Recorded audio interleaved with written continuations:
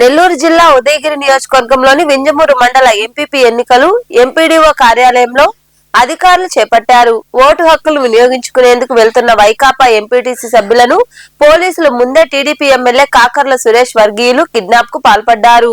5 ఎంపీటీసీలు ప్రయాణిస్తున్న కారును వారు అడ్డుకోవడంతో తోపులాట జరిగింది. ఈ సంఘటన పోలీసుల ముందే జరిగిందని వైకాపా నాయకులు ఆరోపిస్తున్నారు. వైకాపా ఎంపీటీసీ సభ్యురాలు రత్నమ్మకు గాయాలయ్యాయి. మల్లికార్జున్ అనే ఎంపీటీసీ సభ్యుడిని కిడ్నాప్ చేశారు. మరో ఎంపీటీసీ సభ్యుడు మోహన్ రెడ్డిని పోలీసులు నిర్బంధించారని నాయకులు ఆరోపించారు.